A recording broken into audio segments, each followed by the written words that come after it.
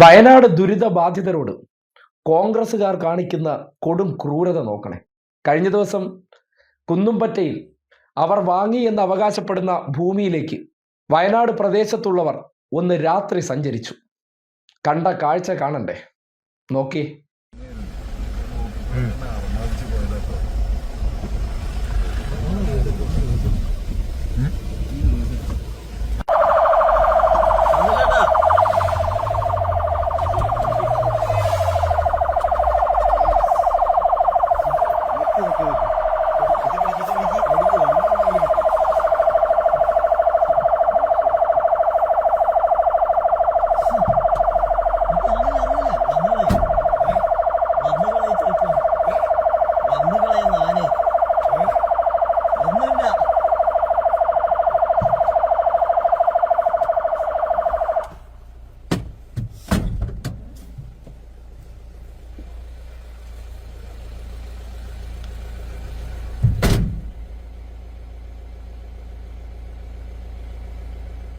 കണ്ടോ?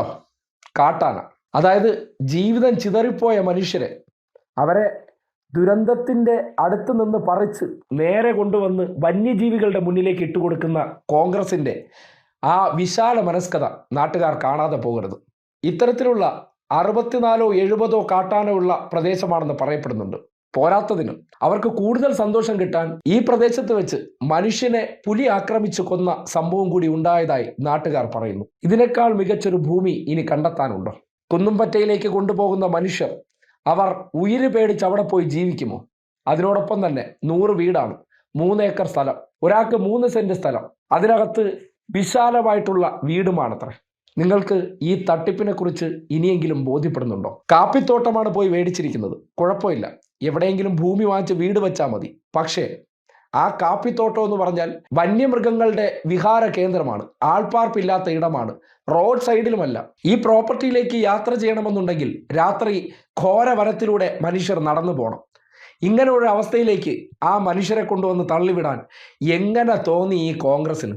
വെറുതെ പോക്കറ്റിൽ നിന്ന് പൈസ എടുത്തല്ല, ജനങ്ങളിൽ നിന്ന് പിരിവെടുത്ത പൈസ കൊണ്ടുപോയി കാട്ടാനയും പുലിയും ഇറങ്ങുന്ന സ്ഥലത്ത് വീട് വാങ്ങി കൊടുത്തതിന് ശേഷം ഈ തെരഞ്ഞെടുപ്പ് കാലഘട്ടത്തിൽ മാധ്യമങ്ങൾ ഇതൊന്നും ചർച്ച ചെയ്യില്ല എന്ന് കരുതിക്കൊണ്ട് ആ സാധാരണക്കാരായിട്ടുള്ള പാവപ്പെട്ട മനുഷ്യരെ കൊണ്ടുവന്ന് ഉരുളിന്റെ ഭീതിയിൽ നിന്ന് കാട്ടാനയുടെ കാലിന്റെ ചുവട്ടിലേക്ക് കൊണ്ടുവന്ന് മാറ്റിപ്പാർപ്പിക്കാനുള്ള ആ കാരുണ്യ മനസ്സുണ്ടല്ലോ, നാട് കാണാതെ പോകരുത്. ഇതാണ് കോൺഗ്രസ്. സർക്കാരിന്റെ ഭവന പദ്ധതിയെ കുറ്റപ്പെടുത്തുകയാണ്. കൽപ്പറ്റ ടൗണിൽ ഭൂമിക്ക് ലക്ഷങ്ങൾ വില വരുന്നുണ്ട്. നോക്കണേ, കാപ്പിത്തോട്ടം. അവിടുത്തെ ഒരു യൂത്ത് കോൺഗ്രസ് നേതാവിന്റെ റിയൽ എസ്റ്റേറ്റ് പണിയിലൂടെ ചുളുവിലയ്ക്ക് കിട്ടേണ്ട ഭൂമിയെ അവർ തന്നെ കൂടിയ വിലയ്ക്ക് വാങ്ങിച്ചെടുത്തുകൊണ്ട് കമ്മീഷനും കൂടി അടിച്ചെടുത്തതായിട്ടാണ് അറിയാൻ കഴിയുന്നത്. എങ്ങനെയൊക്കെയാണ് ഈ നാട്ടിൽ ഒരു ദുരന്തമുണ്ടായാൽ അതിൻ്റെ പേരിൽ മനുഷ്യരെ പറ്റിക്കുന്നത് നോക്കണേ. ദുരന്തത്തിൽപ്പെട്ട മനുഷ്യരെ പറ്റിക്കാൻ മടിയില്ലാത്ത ഇവർ അധികാരത്തിൽ വന്നാൽ ജനങ്ങൾക്ക് വേണ്ടി വാരിക്കോരി സഹായിക്കുമെന്ന് പറയുന്നതിൽ എന്തെങ്കിലും കഴമ്പുണ്ടോ എന്ന് ചിന്തിക്കേണ്ട സന്ദർഭമാണ്. വാ തുറന്നാൽ പച്ച നുണയും മോഹന വാഗ്ദാനങ്ങളും ബഡായി അടിയും ഇതും കൊണ്ട് അധികാരം പിടിക്കാൻ നടക്കുന്നവരുടെ യഥാർത്ഥ മുഖമാണ് ആ പ്രോപ്പർട്ടിയിൽ കാണാൻ പറ്റുന്നത്. അന്തസ്സുണ്ടെങ്കിൽ ടി സിദ്ദിഖ് MLA രാത്രി ഒറ്റയ്ക്ക് ആ വഴിയെ സഞ്ചരിച്ച് വീഡിയോ എടുത്ത് നാട്ടുകാരെ കാണിച്ചു കൊടുക്കണം.